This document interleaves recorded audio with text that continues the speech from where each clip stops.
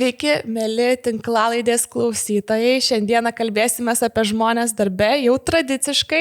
Tiesa, tai mūsų finalinis šio sezono epizodas ir finalui parašiau labai įdomią temą. Šiandieną su manimi Marija. Sveiki.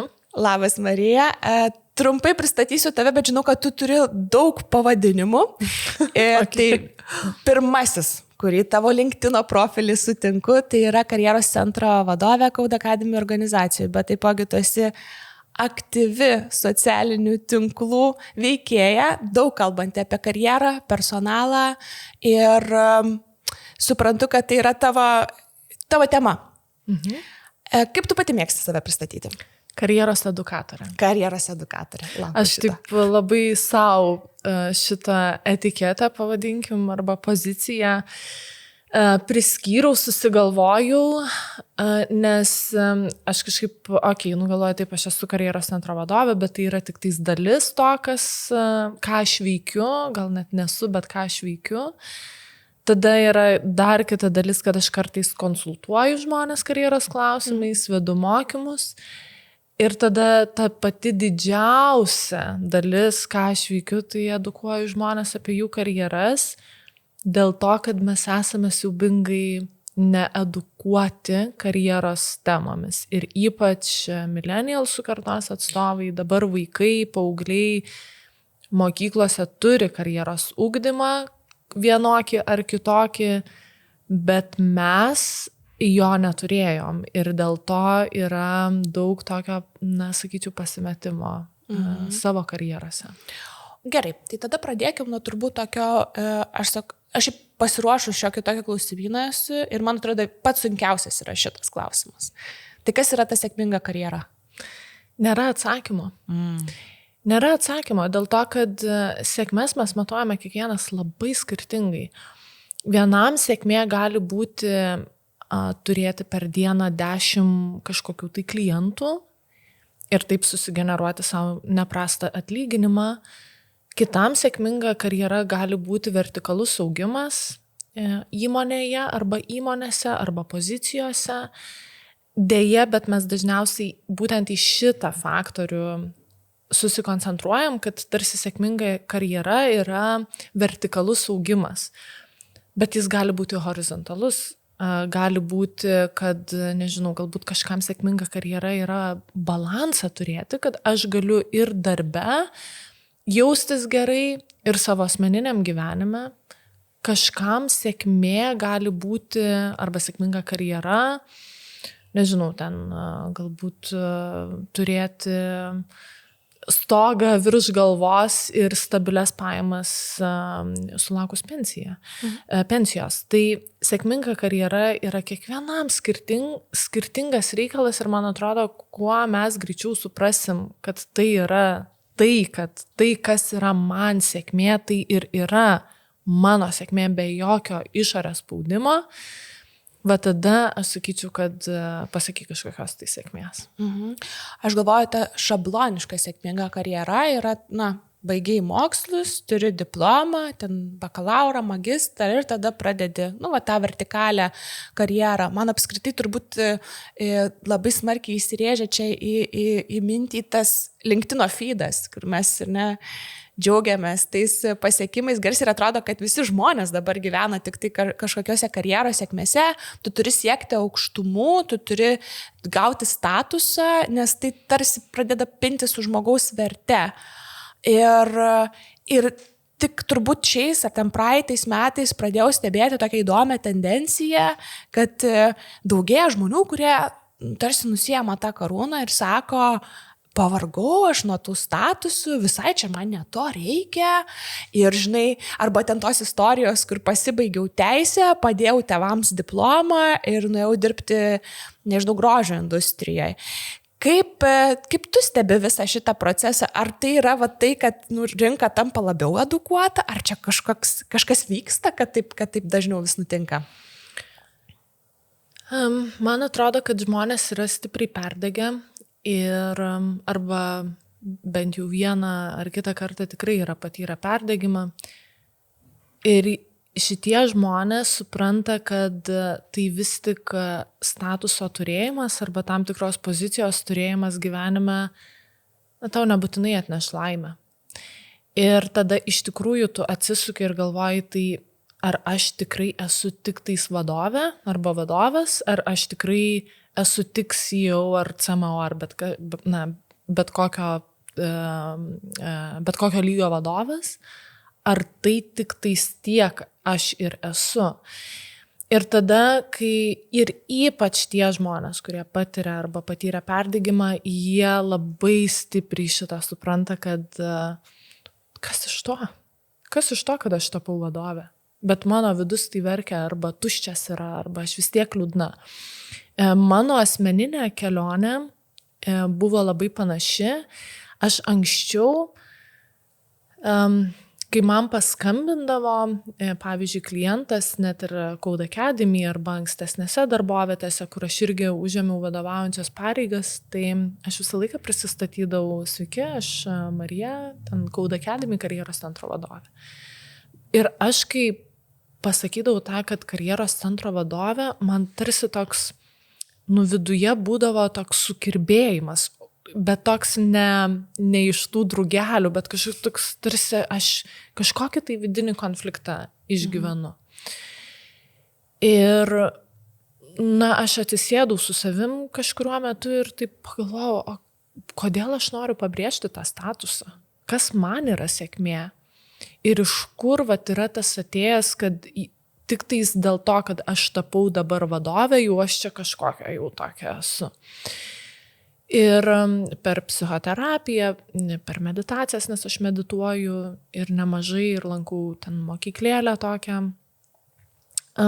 per tam tikrą sportą, per kalnus, per tą sportą tai klaimbinimas. Man atėjo suvokimas, kad aš esu žymiai daugiau negu kad tik tais mano pareigos. Ir dabar, kai man paskambina žmogus arba aš skambinu, aš sakau, labas, čia Marija iš Code Academy karjeros centro. Viskas, man kažkaip nebereikia pabrėžti, kad aš esu vadovė. Visko būna, įpročiai dar jie, tie senieji atsigamina ir dar pasakau kartais taip, bet iš karto toks man atmetimo reakcija. Ir kai aš kažkaip pati nusimečiau tą statusą kažkokią tai galią ir kai pati savo bandžiau atsakyti, tai kas man yra sėkmė ir kas man yra sėkminga karjera, aš išsilaisvinau.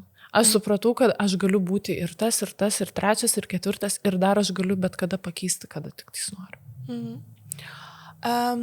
Ar susiduri su kažkokia stigma, kad tarsi žmogus, kuris nėra vadovas, nėra kažkoks įmonės partneris ar panašiai, bet, sakykime, turi idėjas, mintis, nori pasakyti, kalba viešai, kalba įdomiai, vis tik tai yra mažiau girdimas negu tas, kuris ten ar ne gali kalbėti kažką panašaus, bet ten ar ne šalia savęs atsivelka uodegėlę visokiausių titulų ir karjeros pasiekimų.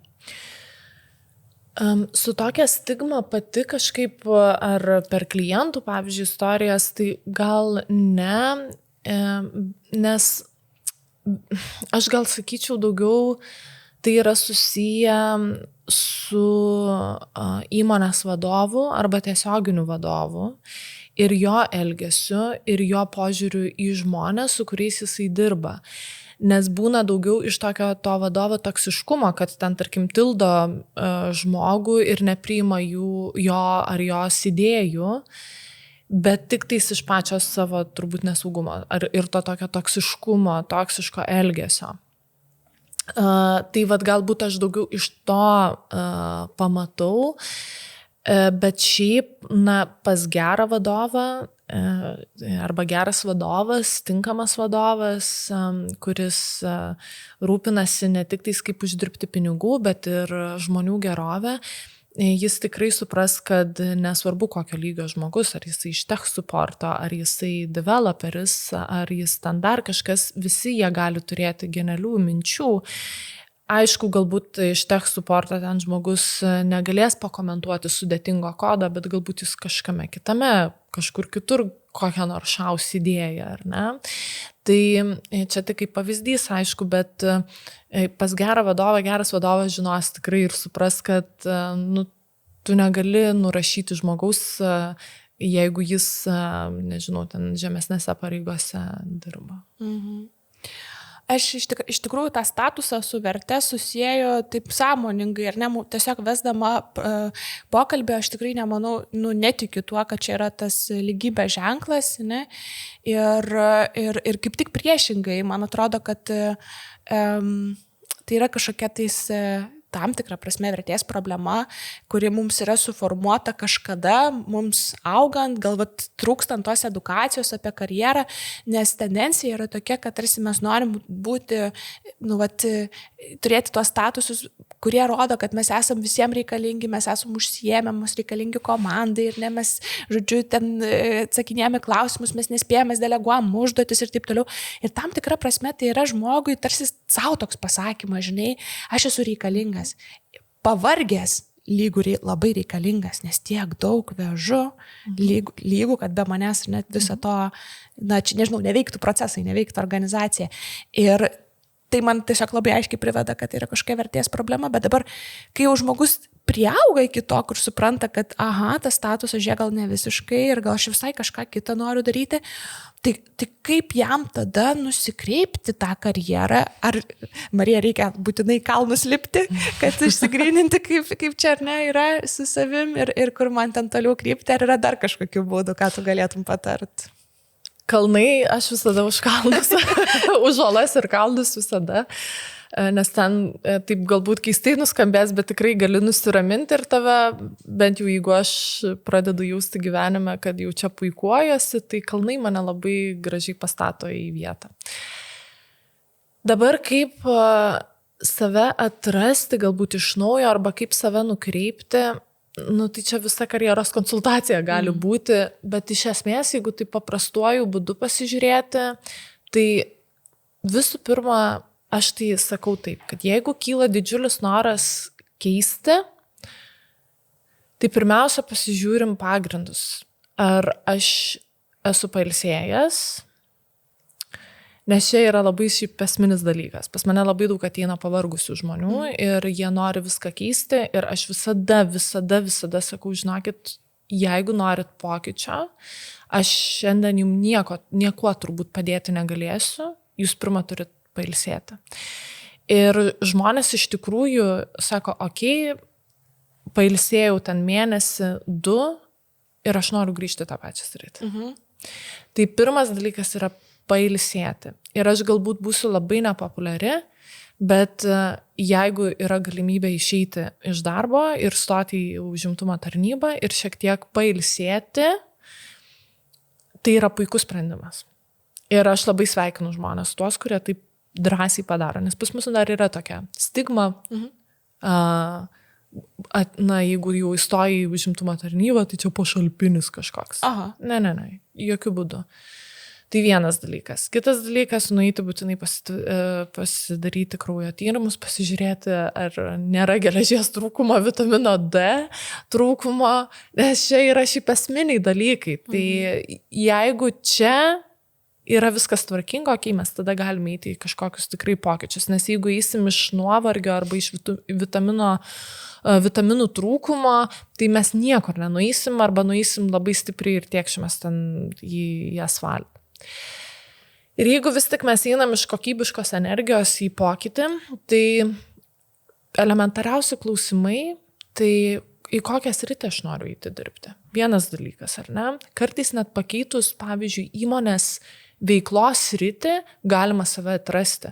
Galbūt žmogus dirba tech, bet jam labai, nežinau, ten su cyber security, pavyzdžiui, dirba, bet jam labai būtų įdomu su moters sveikata dirbti, arba tiesiog su sveikata, ar ne? Vadinasi, tas skaupas įmonių tikrai sumažėja ir kartais žmonės iš tikrųjų, kur, man sveikata, ten longevity, taip įdomu ir net ir tą paprastą normalų darbą administratorės, pavyzdžiui, administratoriaus ar ten testuotojo kokio, ar ne, Aš tik tais nesumenkinu visų šitų profesijų, bet pas mus taip yra, mes taip galvojam, kad čia paprasti darbai, ar ne?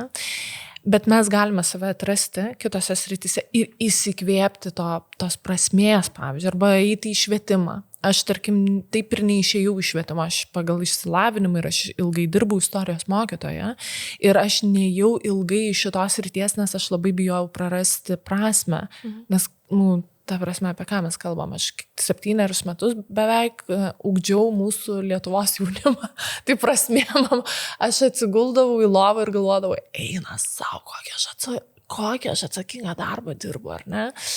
Tai vadinasi, aš nenorėjau išeiti iš tos srities, tai toliau ėjau sąmoningai arba likau švietimo srityje. Tai va, kitas dalykas, reikia būtinai savęs paklausti, ar tai yra įmonė ar pozicija. Nes gali būti, kad pakeitus įmonę, pozicijoje mes vėl iš naujo įsikvėpsim, nes įmonė galbūt yra toksiška, galbūt vadovas labai netinkamai elgiasi, gal kolegos kokie nefaini ar nesmagus, vertybiškai man netinka ta įmonė. Pakeitus įmonę tikrai mes galim vėl save iš naujo atrasti geroje įmonėje, sveikoje aplinkoje. Ir vis tik, jeigu ir tai jaučiamasi, kad ne, tada yra tokie klausimai, kaip kad, pavyzdžiui, aš labai mėgstu savo klientų paklausti, o kame tu pameti laiką? Arba ką tu mėgai daryti savo paskutinėse užduotise. Ir būna iš tikrųjų, pavyzdžiui, žmonės galbūt labiau ten į kūrybinę sritį nueina, o sako, man Excelio lentelės labai patinka, sakau, fantastika, iki duomenų analitika gal, ar ne? O, geras, nepagalvojau, ar ne? Net iš tokių mažyčių užduotyčių, ką man patiko daryti X savo pozicijoje, galima rasti visai gerų atsakymų, kur nueiti, ar ne? Ir po to kažkokius tokius klausimus atsakius galima į ChatGPT parašyti, ką tu galėtum pasakyti man, kur man eiti, ir jis gali pateikti visai neblogų atsakymų. Tai ką man patinka daryti, ką man patiko mokykloje veikti. Diskusijoje turėjau, čia visai nesenai turėjau diskusiją ir karjeros kaučerę, gal tiksliau kaučerę, ne tik karjeroje, tokį labai, jinai irgi diskusijos dalyvė buvo ir tokį puikų irgi klausimą uždavė, sako, galima net paklausti savęs, kas mane labai siutina šitam pasaulyje ir vadinasi tai, kas siutina, galbūt aš galiu daryti kažkokį tai poveikį, karas, pavyzdžiui, mane siutina, arba tai, kad ten žmonės netranda savęs karjeroje mane siutina, ar ne, tai vadinasi, aš galbūt galiu čia kažką daryti, ar ne. Tai tų kelių ir būdų, kaip save atrasti, yra pilna, bet svarbiausia yra turbūt teisingų klausimų savo uždavimas. Ačiū labai, kad pasidalinai tais klausimais, jie tikrai be galo geri, labai skatinantis reflektuoti. Tuo pat metu, žinai, aš noriu šiek tiek paprovokuoti, aš klausausi tavęs ir tas prasmės motyvas, jisai be galo užkabina, bet kur aš matau čia riziką ir pavojų, čia savo istoriją asmeninę pasidalinsiu. Tai man, kai buvo 14 metų, aš jau tiksliai žinojau, kad aš būsiu psichologė. Aš tik tai įsivaizdavau, kad aš ten dirbsiu psichiatrinėse ligoninėse, žodžiu, klinikinė psichologė. Ir aš labai kryptingai rinkausi ir egzaminus, ir žodžiu, stojau, nebuvo kitų svarstymų. Realiai, nuo to, kai nustojau norėti būti ten princesė, tai pradėjau norėti būti psichologė. Ir iš tiesų, pabaigus psichologiją, rinkausi psichoterapiją, kad išmokčiau įrankių tam tikrų individualiam konsultavimui ir pradėjau privačią praktiką. Okay. Ir, žinai, aš konsultuoju klientus ir man tas jausmas neateina. Tas jausmas, kurį piešiau nuo tų 14 metų, kad, aš padėsiu žmonėm tvarkyti su jų psichologinė sveikata, aš irgi gerinsiu pasaulį, ir ten, žodžiu, visus išgelbėsiu ir taip toliau. Ir aš konsultuoju, ir aš suprantu, kad aš padedu, bet tas jausmas neatėjo. Ir aš tada supratau, kad gal tai yra kažkoks tarsi, žinai, ta prasmė kartais gali likti kažkokio hobio pavidalu, ir jeigu tu pradedi už tai gauti pinigus, tarsi ta prasmė, jinai nebeateina. Ir ar nėra čia pavojaus ir net tiek atsakyti, kas man patinka daryti, kad mes nuslystam labai į hobio tą perspektyvą ir vėl, ta auksinė taisyklė, jeigu tu pradedi už hobį gauti pinigus, jis dažnai nebetiek motyvuoja. Visaip gali būti, bet aš gal sakyčiau ne prasmė, o aistra. Aistra yra Instagrame, TikTok'ose, net ir tam pačiam LinkedIn aš labai dažnai matau follow your passion. Sek paskui savo aistrą, ar ne? Ir mano požiūriu ir labai gilių įsitikinimu, ir aš 4 metus jau dirbu su žmonių karjeromis, galiu pasakyti, kad tai yra mūsų 21 amžiaus visuomenės fetišas, kuris mums atnešė daugiau pasimetimo negu kad aiškumo. Nors turėjo kažkaip įvykti atvirkščiai, ar ne? Tarsi aš žinau, kas mano aistra ir aš einu tuo keliu. Tai aš mėgstu tokį pratimą užduoti, prisiminkit savo pirmąją meilę, kur jūs ėjot iš visiškos ten aistros, ta 16, 18 pirmoji meilė, ir prisiminkit, kuo visą tai baigėsi. Daugumai, koks 80% baigėsi tiškimusi į asfaltą, ir tada tave pabudino ir tu supratai, kad tai gal iš aistros vis tik tokios begalinės kurti santykių su artimu žmogumi visai rizikinga. Tai su darbu arba su karjera yra lygiai tas pats. Mano požiūriu vis tik reikėtų ne į aistrą tą žiūrėti, nes kas tai aistra, kas tas svajonių darbas, ar ne? Kiekvienam visų pirma tai yra taip skirtinga ir labiau galbūt ir tos prasmės galima ieškoti, tai kad tau neatėjo ta prasmė, tai viskas yra su tuo okei. Čia yra puikiai informacija, kad vis tik buvo priimtas prastas sprendimas ir dėja, o gal ir nedėja, bet mes gyvenime priimam ir blogus sprendimus, net jeigu mes nuo 14 metų galvojam, kad tai yra mūsų kelias. Aš galvojau, nežinau, ten 19 metų, 20 supratau, kad aš noriu būti istorijos mokytoja, pabuvau, man labai patiko, viskas. Užbaigtas kelias, ar ne, uždarau duris, aš noriu pasižiūrėti, kas dar manęs laukia, ar ne. Tai vis tik, aš sakyčiau, prasmės reikėtų ieškoti, bet prasmė nebūtinai net turi būti kasdienėse užduotyse. Vėlgi mes prasmės galime ieškoti įmonės veikloje, ta pati longevity, sveikata, švietimas ir taip toliau. Mano darbas, kurį aš dabar dirbu, tai karjeros centro vadovė, aš beprotiškai nemėgstu atsakinėti į laiškus. Man tai yra, kartais net katorga, bet aš suprantu, kad man reikės tą daryti ir aš pasikraunu prasmės jausmu, ta prasme, kad aš žinau, kad man rašys studentai ir kad aš prie jų karjeros gerinimo, pagalbos susirasti norimą darbą į tą srityje galiu labai ženkliai prisidėti. Ir tada man tas laiškų atsakinėjimas nebėra toks sudėtingas. Tai aš vis tik rekomenduočiau siekti prasmės, matyti ją, nes prasmė yra svarbus dalykas žmogui, bet eiti per smalsumą. Ne iš aistros, o per smalsumą. Tai gerai, pabuvau istorijos mokytoja 7 metus. Ką aš dar čia galiu veikti? Pasižiūrim. Ir kaip įdomu yra tai, kad kai mes su tokiu lengvumu žiūrime savo karjerą, mums ateina neįtikėtinos galimybės. Iš tiesų, labai labai įkvepiančiai nuskambėjo tavo žodžiai ir tuo pat metu čia formuluojasi kitas klausimas, ar tom antrom karjerom ir tiem pasirinkimam, kurie atėjo iš galbūt padarytos klaidos, o gal to supratimo, kad aš galiu dar kažkuo būti ir kažkuo kitu, ar yra kažkoks amžiaus cenzas? Ne? Tai viena turbūt, jeigu čia aš iki 30 taip ar ne renkuosi, kur aš čia noriu, čia pabandau, čia tiesiog turbūt pasirinkau tokį saugiausią amžių, ar ne, kada jau ta karjera prasideda, dar formuojasi ir iki 30 kažkur neformuojasi, bet įsivaizduokim žmogus, kuris, nežinau, virš 40 ir mums jau atrodo įprasta manyti, kad tas žmogus jau turi stažą, turi patirtį ir tas kompetencijos kažkokiai pozicijoje X, ar ne, ir jisai tarsi jau čia turėtų kažkur eiti ir ką jis dabar čia sugalvoja, vėl eiti, ar ne, tą pradinuko kelią nuo nulio. Ir tokie žmonės, aš tikiu, gali ir su atsargumu žiūrėti į tokius sprendimus, nes o kam čia dabar manęs reikia, ne? Ir ar aš čia varžysiuosi konkursuose su tais tenais ką tik universitetus baigusiais. Kaip šiuo metu rinka ar darbdaviai žiūri į žmonės, kurie keičia karjeros kryptį ir keičia jau paauginę savo pozicijas. Tai gal nenoriu labai čia rištis prie to konkretaus kažkokio amžiaus, kad paskui žiūrovai nesakytų, čia jau ar ne, bet kalbant apie tą jau iš brandesnės karjeros, sakykime, perėjimą į kažką naujo. Aš sakyčiau, gal du dalykai yra tokie. Tai yra darbdavių požiūris ir tada yra pačio žmogaus požiūris į save.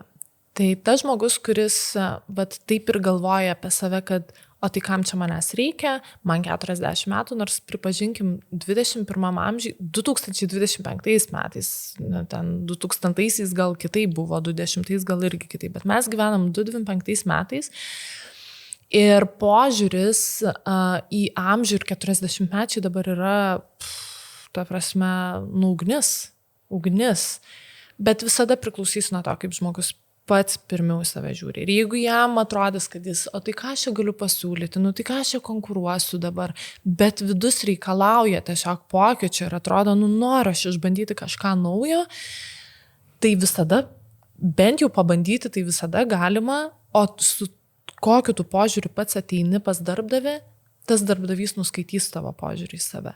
Visada. Mes žmonės skaitom, aš tave perskaičiau, tu mane perskaitai, ar ne? Mes žmonės tiesiog visada skaitom, ar ne? Ir su kokiu požiūriu mes ateinam, mes tokį požiūrį ir gausim į mus dažniausiai. Ar yra darbdavių, kurie nevertina arba vertina, ar yra tokių darbdavių, kurie vertina žmogų pagal jų amžių? Taip yra. Deja, taip yra. Yra tam tikros galbūt sritis, aš nežinau, gal ten, pavyzdžiui, kokiam nors, nežinau, ten, kokiam nors centre, klaimbinimo centre dabar ateina, kadangi apie mane, tai front desk, jeigu dirbs, nežinau, gal pats suaugęs žmogus, vyresnis žmogus, galbūt ten ir nenorėtų eiti ir vadovai ten ar vadoviai tik tais ir ateina jauni žmonės, ar ne, bet tai irgi nereiškia, kad vadovas, tarsi negalėtų paimti tokio žmogaus į front deską, ar ne. Tai ką aš noriu pasakyti, tai visų pirma reikia tvarkytis požiūrį į save. Jeigu mes sakysim, kad niekam nereikės mūsų, tai mes gausim patvirtinimą, kad tikrai niekam nereikia. Aš dirbu 4 metus su persikvalifikuojančiais žmonėmis ir aš turiu neįtikėtinų istorijų savo kišenėje, kaip pavyzdžiui viena moteris 55 ar 54 metų sugalvojo tapti testuotoja ir ją vienas Lietuvoje garsus bankas priėmė į poziciją testuotojos ir ganėtinai greitai. Tai, o ir turiu kitą istoriją, kur irgi vienoje garsioje įmonėje darbo pokalbio metu buvo paklausta moters, ką jūs galėtumėt pasimokyti iš savo kolegų, jeigu ateitumėt pas mus dirbti. Ir sako jinai, ką man mokytis, gal nematot, kiek man metų, tai ką aš čia pasimokyti, jie čia iš manęs turi mokytis. Tai yra aišku, kad jinai negavo pozicijos, ar ne? Tai, aš tai visą laiką skatinu žmonės ir savo klientus ir tie, kurie ateina pas mane į mokymus ir Code Academy prisiimti visų pirma atsakomybę už save. Kokią žinutę skleidžiu, ką aš kalbu apie save darbo pokalbiuose, ko nedasakau arba ką pasakau per daug, ar ne, ir panašiai. Tai pirmą žiūrim į save ir tada tik tais ten į tą darbo rinką, nes visada atsiras Lietuvoje įmonių, kuriem nėra svarbu, koks tavo amžius. Ir jeigu tu ten nuėjai į 5 darbo pokalbius ir tavęs nepasirinko, greičiausiai tai nėra susijęs su amžiumi. Ir B, tai tik tais 5 įmonės. Lietuvoje registruotų įmonę mes turime virš 14 000, taip jos galbūt ne visos aktyviai veikiančios, ar ne, taip galbūt ten jos turi kai kurios po 1-2 ten žmonės ir panašiai, bet vis tiek tai yra labai didelis skaičius. Tai tikrai galima rasti įmonę, kur, sakys, okei, mes pasiimkim vyresnį kandidatą, vyresnį žmogų, nes mes iš jo tikrai turėsim ką pasimokyti.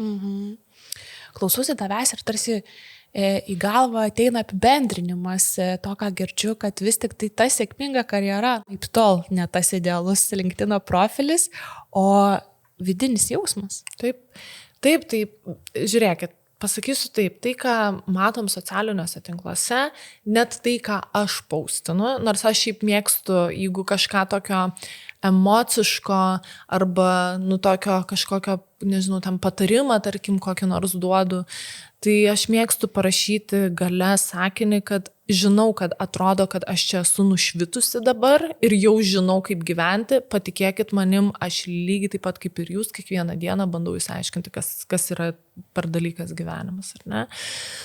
Tai mes turime žiūrėti su kritiškumu ir net jeigu ten, nežinau, LinkedIn'e matot, kad vien headai, vien ten C-lygio vadovai, turėkit omeny, kad galbūt ten headas, bet jisai neturi komandos šiuo metu ir kam jisai headauja. Arba ten C-lygio, bet tik tais vienas įmonėje žmogus, aišku, kad jisai CEO, ar ne?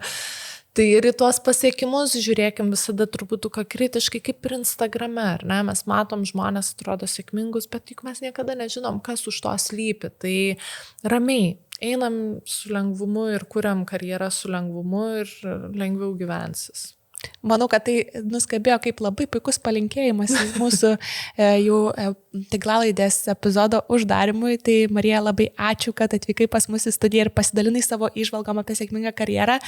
Mėlyjeji klausytojai, labai dėkui už jūsų laiką šiandieną skirtą mūsų tinklalaidės epizodui. Kviečiu pamėgti, pasekti Marijos socialinėse tinkluose ir patiems pamatyti jos įtraukiančius įdomius postus ir turinį.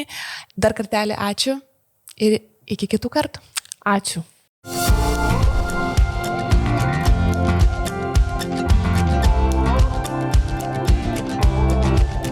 Jeigu jums patiko šis tinklalaidės epizodas, kviečiu paspausti patinka ir prenumeruoti Wellbeing Hub puslapį. O jeigu jums rūpi kitos gerovės temos arba personalo valdymo sprendimai, kviečiu susisiekti su manimi per LinkedIn Deimantė Mikalauskė.